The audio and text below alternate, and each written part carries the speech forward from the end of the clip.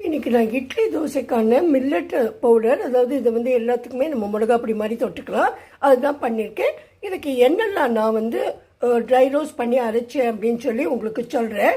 வத்த மிளகா உங்களுக்கு எவ்வளோ காரம் தேவையோ அவ்வளோ, அப்புறம் மிளகு இது 1 டீஸ்பூன் போகிறோம், பொட்டுக்கடலை 3 டேபிள் ஸ்பூன், கடலைப்பருப்பு 2 டேபிள் ஸ்பூன், பைத்தம்பருப்பு 1 டேபிள் ஸ்பூன், உளுத்தம்பருப்பு 1/4 கப்பு, இந்த ஃப்ளாக் சீட்ஸ்ன்னு சொல்கிறோம் இல்லையா அது 1/4 கப்பு, அப்புறம் ஃபாக்ஸ் ஸ்டைல் மில்லட் திணைன்னு சொல்கிறோம் அது 1/4 கப்பு, எள்ளு 2 டேபிள் ஸ்பூன், ஒரு 4 பூண்டு தோல் உரித்து இதையும் நம்ம ட்ரை ரோஸ்ட் பண்ணிக்கணும். கடைசியாக உப்பு பெருங்காயம் போட்டுக்கோங்க. கொஞ்சம் ஆம்ச்சூர் பவுடரும் ஒரு டீஸ்பூன் போட்டுக்கலாம். புளி உங்கள்கிட்ட ட்ரையாக இருந்ததுன்னா நீங்கள் அதையும் சேர்த்துக்கலாம். ஆனால் ஈரம் படக்கூடாது. இதெல்லாம் நல்லா ட்ரை ரோஸ்ட் பண்ணி நம்ம இது மாதிரி பொடி பண்ணி வச்சு ஸ்டோர் பண்ணி வச்சா ரொம்ப டேஸ்டியாக இருக்கும்.